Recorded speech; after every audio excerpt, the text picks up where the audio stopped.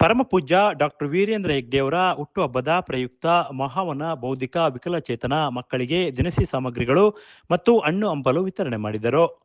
ಶ್ರೀ ಕ್ಷೇತ್ರ ಧರ್ಮಸ್ಥಳ ಗ್ರಾಮಾಭಿವೃದ್ಧಿ ಯೋಜನೆ ಅಡಿಯಲ್ಲಿ ಲಕ್ಷಾಂತರ ಕುಟುಂಬಗಳು ಬದುಕು ಕಟ್ಟಿಕೊಂಡಿವೆ ಎಂದು ತಾಲೂಕು ಯೋಜನಾಧಿಕಾರಿಗಳಾದ ಶಶಿಧರ್ ಅವರು ತಿಳಿಸಿದರು.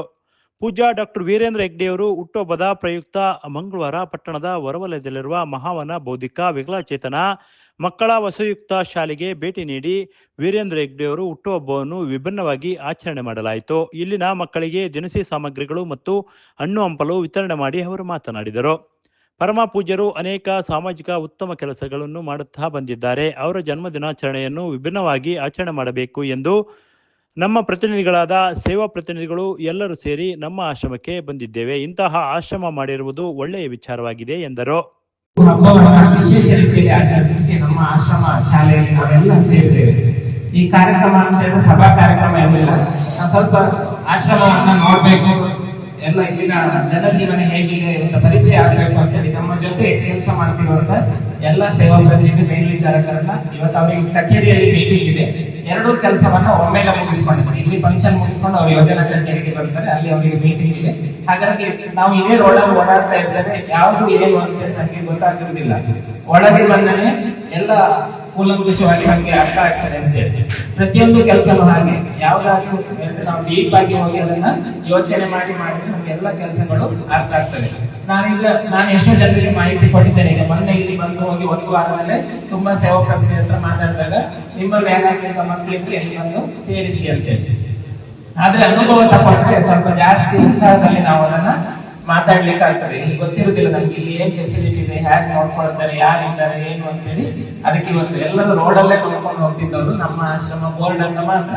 ಅದಕ್ಕೆ ಇವತ್ತು ಎಲ್ಲರನ್ನ ನಮ್ಮ ಆಶ್ರಮದ ಒಳಗೆ ತಂದಿದ್ದೇವೆ. ಈಗ ನಮ್ಮ ಕಾರ್ಯಕ್ರಮದ ಜೊತೆ ಅವರು ನಾವೆಲ್ಲರೂ ಕಾರ್ಯಕ್ಷೇತ್ರದಲ್ಲಿ ತಳಮಟ್ಟದಲ್ಲಿ ಅಂದ್ರೆ ಜನರ ಒಟ್ಟಿಗೆ ಬೆರೆತು ಕೆಲಸ ಮಾಡಬಹುದು. ಹಾಗಾಗಿ ಜನರ ಸಮಸ್ಯೆ ಒಟ್ಟಿಗೆ ನಮ್ಗೆ ಗೊತ್ತಿರ್ತದೆ, ಅವ್ರಿಗೆ ಏನ್ ಸಮಸ್ಯೆ ಇದೆ ಅಂತ. ಇಂಥ ವಿಕಲಚೇತನ ಮಕ್ಕಳನ್ನ ಹೇಗೆ ಸಾಕ್ತಿದ್ದಾರೆ, ಅವ್ರಿಗೆ ಇಲ್ಲಿ ಏನು ಸೌಲಭ್ಯಗಳು ಸಿಗ್ತದೆ ಅಂತ ನಿಮ್ಗೆ ಇವತ್ತು ಕಣ್ಣ ಮುಂದೆ ಇದೆ. ಅದಕ್ಕೋಸ್ಕರ ನಿಮ್ಮನ್ನ ಕರ್ಕೊಂಡಿರೋದು. ಇವತ್ತು ಪೂಜ್ಯರ ವಿಶೇಷ ಹುಟ್ಟುಹಬ್ಬದ ದಿನ, ವಿಶೇಷ ಕಾರ್ಯಕ್ರಮ. ನಮ್ಗೆಲ್ಲ ನಾವೇ ಸೇರಿ ಮಾಡೋದಕ್ಕಿಂತ 4 ಜನ ಮಕ್ಕಳೊಟ್ಟಿಗೆ ಸೇರಿ ಮಾಡ್ಕೊಂಡ್ರೆ ಅದಕ್ಕೊಂದು ವಿಶೇಷ ಅರ್ಥ ಬರ್ತದೆ ಅನ್ನೋ ರೀತಿಯಲ್ಲಿ ಇವತ್ತು ನಾವು ಸೇರಿದ್ದೇವೆ. ಈ ಕಾರ್ಯಕ್ರಮದಲ್ಲಿ ಉಪಸ್ಥಿತರಿರುವ ಈ ಸಂಸ್ಥೆಯ ಇದೇ ಸಂದರ್ಭದಲ್ಲಿ ನಮ್ಮ ಆಶ್ರಮದ ಅಧ್ಯಕ್ಷರಾದ ಮೊಳಕಾಲ್ಮೂರು ಶ್ರೀನಿವಾಸ ಮೂರ್ತಿ ಮಾತನಾಡಿ, ಈ ಆಶ್ರಮಕ್ಕೆ ಅನೇಕ ದಾನಿಗಳಿಂದ ಒಂದು ಶಾಲೆ ತೆರೆಯಲು ಅನುಕೂಲವಾಗಿದೆ. ಇಲ್ಲಿನ ಅನೇಕ ಮಕ್ಕಳು ವಿದ್ಯಾಭ್ಯಾಸ ಪಡೆಯುತ್ತಿದ್ದಾರೆ. ಇಲ್ಲಿ ಯಾರು ಕೂಡ ಶಾಶ್ವತರಲ್ಲ. ಇರುವುದರೊಳಗೆ ಉತ್ತಮ ಕೆಲಸ ಮಾಡಬೇಕು, ಸಮಾಜಕ್ಕೆ ಉತ್ತಮ ಕೆಲಸ ಮಾಡಬೇಕು ಎಂಬ ಉದ್ದೇಶದಿಂದ ಈ ಆಶ್ರಮ ಕಟ್ಟಿದ್ದಾರೆ ಎಂದರು. ಧರ್ಮಸ್ಥಳ ಸಂಘದವರು ಉತ್ತಮ ಕೆಲಸ ಮಾಡುತ್ತಾ ಬಂದಿದ್ದಾರೆ. ಅದೇ ರೀತಿ ನಾವು ಕೂಡ ವಿಕಲಚೇತನ ಮಕ್ಕಳಿಗೆ ಎಷ್ಟು ಸಾಧ್ಯನೋ ಅಷ್ಟು ಉತ್ತಮ ಶಿಕ್ಷಣ ನೀಡುತ್ತಾ ಬಂದಿದ್ದೇವೆ ಎಂದರು. ತಾಳಿಕೊಳ್ಳುವನೆಲ್ಲ ನಾನು ಪಂಚಭೂತದ ಸಾರ, ನಾನು ಪಂಚಭೂತದ ಸಾರ, ನಾನು ಪರಮ ಚೈತನ್ಯದೊಂದು ನಿಂಚ. ಆತ್ಮೀಯರೇ, ನೀವೆಲ್ಲ ಇಲ್ಲಿಗೆ ಬಂದಿರುವಂತದ್ದು ನನಗೆ ಬಹಳ ಖುಷಿಯಾಗಿದೆ. ಯಾಕೆಂದ್ರೆ ಕಾವಂದರ ಪೂಜ್ಯ ವೀರೇಂದ್ರ ಹೆಗಡೆಯವರ ಅವರ ಹುಟ್ಟುಹಬ್ಬವನ್ನು ಆಚರಿಸ್ತಾ ಇದ್ದೀರಿ. ಹಾಗಾಗಿ ನಿಮ್ಮೆಲ್ಲರನ್ನ ಇಲ್ಲಿ ನೋಡುವುದಕ್ಕೆ ಬಹಳ ಸಂತೋಷವಾಗ್ತದೆ. ನೀವು ಈ ಆಶ್ರಮವನ್ನು ಪ್ರವೇಶ ಮಾಡಿದ ತಕ್ಷಣ ನಾನೊಂದು ಹಾಡನ್ನು ಹೇಳಿದೆ. ನಾನು ಹಬ್ಬದ ನಾನು ಯಾರು ಅನ್ನುವಂಥದ್ದಂದ್ರೆ ನಾನು ಏನು ಅಲ್ಲ ಅನ್ನುವಂಥದ್ದನ್ನ ಈ ಹಾಡನ್ನು ಹೇಳಿದ್ದೇನೆ ನಾನು. ಹಾಗೆ ನಾನು ಪರಮಚೈತನ್ಯದ ಒಂದು ಮಿಂಚು ಅಂತ ಹೇಳಿ. ಹಾಗಾದ್ರೆ ನಾವೇನನ್ನು ಮಾಡಬಹುದು, ಅಲ್ಲೊಂದು ಶಾಸನ ಇದೆ, ಮುಂದೆ ಸ್ವಲ್ಪ ಹಾಗೆ ಮುಂದೆ ಹೋದರೆ ಅದು ಭೂದಾನ ಶಾಸನದಲ್ಲಿ ಒಂದು ಋಗ್ವೇದದ ವಾಕ್ಯವನ್ನು ಬರೆದಿದ್ದೇವೆ. ಅದು ನನ್ನ ಹಸ್ತಾಕ್ಷರದಲ್ಲಿ ಇದೆ. ಚರನ್ವೈ ಮಧುವಿಂದದಿ ಚರಣ್ ಸ್ವಾದುಮುದಂಬರಂ ಸೂರ್ಯಸ್ಯ ಪಶ್ಯೇಮನ ತಂದಯತೆ ಚರಂ ಚರೈವೇತಿ. ಅರ್ಥ ಏನು ಅಂದರೆ, ದುಂಬಿಗಳು ಹೂವಿನಿಂದ ಹೂವಿಗೆ ಚಲಿಸಿ ಅಂದರೆ ಹಾರಿ ಮಕರಂದವನ್ನು ಸ್ವೀಕಾರ ಮಾಡುತ್ತವೆ. ಹಕ್ಕಿಗಳು ಮರದಿಂದ ಮರಕ್ಕೆ ಚಲಿಸಿ ಅಂದರೆ ಹಾರಿ ಸ್ವಾದಿಷ್ಟವಾದ ಔದುಂಬರದ ಹಣ್ಣುಗಳನ್ನು ತಿನ್ನುತ್ತವೆ. ಅಯ್ಯ ಮನುಷ್ಯನೇ, ನೀನು ಸೂರ್ಯನನ್ನ ನೋಡು, ಆತ ಎಂದೂ ನಿಂತಿಲ್ಲ, ಬೆಳಕನ್ನು ಕೊಡದೆ ನಿಂತು ಈಗ ಎಂದಿಗೂ ಬೆಳಕನ್ನು ಕೊಡ್ತಾನೆ ಇದ್ದಾನೆ. ನಿರಂತರವಾಗಿ ಚರೈವೇತಿ ನಿರಂತರವಾಗಿ ನಡೆಯುತ್ತಲಿರಬೇಕು. ಮನುಷ್ಯನಿಗೆ ಈ ಜೀವನದಲ್ಲಿ ಚಾಲೆಂಜಸ್ ಅನ್ನುವಂಥದ್ದು, ಅಡೆತಡೆ ಅನ್ನುವಂಥದ್ದು ಬರುವಂಥದ್ದು. ಯಾರಿಗೂ ಬರದಿರುವಂಥದ್ದೆಲ್ಲ ಎಲ್ಲರಿಗೂ ಬರ್ತದೆ. ಅವನು ಹಾದು ಹೋಗಿ ಒಂದು ಕಡೆ ಬೆಳಕನ್ನ ಕಾಣುವಂತಹ ಸ್ವಾದಿಷ್ಟವಾದ ಔದಂಬವನ್ನು ಹೇಗೆ ಒಂದು ಹಕ್ಕಿ ಪಕ್ಷಿ ತಿನ್ನುತ್ತದೆ, ಹಾಗೆ ನಾವು ನಮಗೆ ಯಾವುದೋ ಒಂದು ಗುರಿ ಇದೆಯಲ್ಲ, ಆ ಗುರಿಯನ್ನು ಮುಟ್ಟುವುದಕ್ಕೆ ನಾವೆಲ್ಲ ನಿರಂತರ ಕೆಲಸ ಮಾಡ್ಕೋಬೇಡ.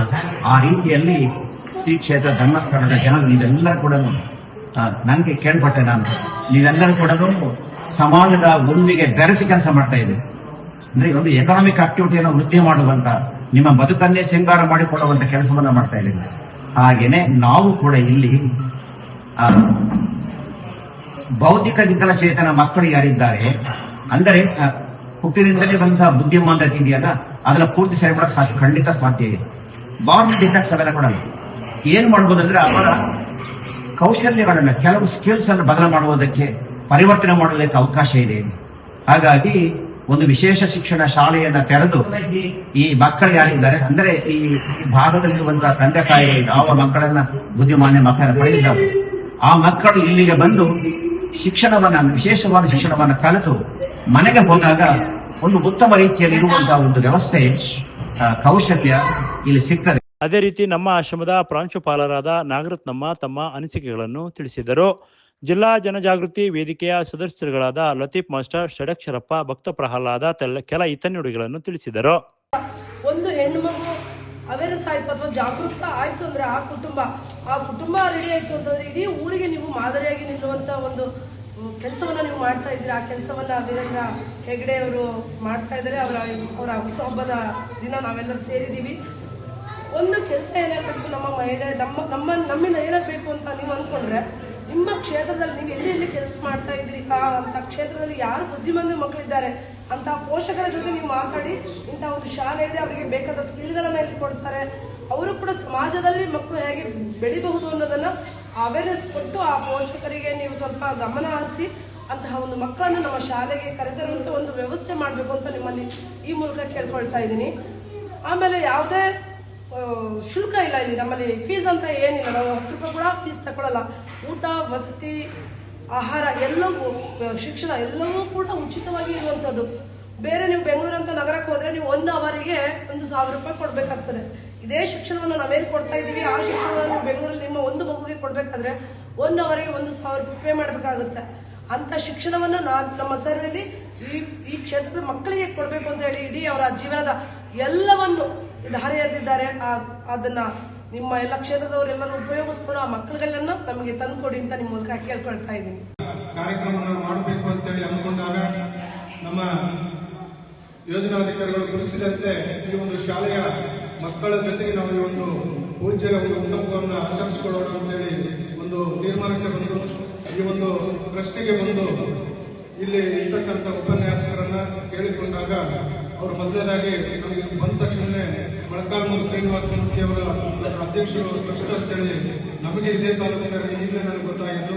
ತುಂಬಾ ಸಂತೋಷ ನಮಗಾಯಿತು. ಅವರು ಸಮಾಜಮುಖಿ, ಅವರ ಕಾರ್ಯಕ್ರಮಗಳು ಮೊಳಕಾಲ್ಮೂರಲ್ಲಿ ಸಾಕಷ್ಟು ಇದ್ದಾವೆ. ಹಾಗಾಗಿ ಇಂಥ ಒಂದು ಟ್ರಸ್ಟ್ ಅಲ್ಲಿ ನಾವು ಈ ಒಂದು ಕಾರ್ಯಕ್ರಮ ಹಾಕಿಕೊಂಡ್ರೆ ಸೂಕ್ತ ಅಂತೇಳಿ ತೀರ್ಮಾನ ಮಾಡಿ ಇವತ್ತಿನ ಎಲ್ಲರೂ ಕೂಡ ಈ ಒಂದು ಕಾರ್ಯಕ್ರಮಕ್ಕೆ ನಮ್ಮ ಕಾರ್ಯಕರ್ತರು ಮತ್ತೆ ಒಕ್ಕೂಟದ ಪದಾಧಿಕಾರಿಗಳು, ಜನಜಾಗೃತಿ ಎಲ್ಲ ಜನಜಾಗೃತಿಯ ಸದಸ್ಯರು, ಅಧ್ಯಕ್ಷರು ಮತ್ತು ನಮ್ಮ ಯೋಜನೆಯ ಎಲ್ಲ ಮೇಲ್ವಿಚಾರಕ ಶ್ರೇಣಿಯ ಸಿಬ್ಬಂದಿಗಳು ಕೂಡ ಈ ಒಂದು ಕಾರ್ಯಕ್ರಮದಲ್ಲಿ ಭಾಗವಹಿಸಿದ್ರಿ.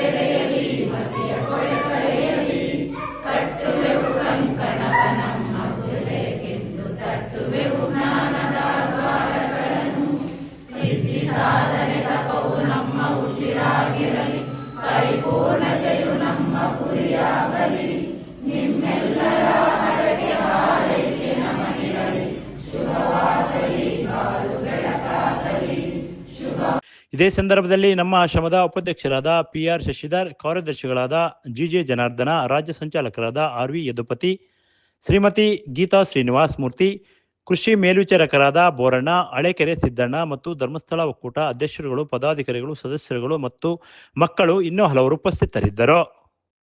Bureau report PM Gangadhar, Bharat Vaibhav news. Thanks for watching. Read, discuss and debate with editor Dr. Yan Prashant Rao. Wanted reporters in print, digital and visual media for Bharat Vaibhav Daily Newspaper, BV News 5 Channel and BV Fast Web News from all the talukas of Karnataka, Goa and Maharashtra. If interested, send your resume to 9019229369.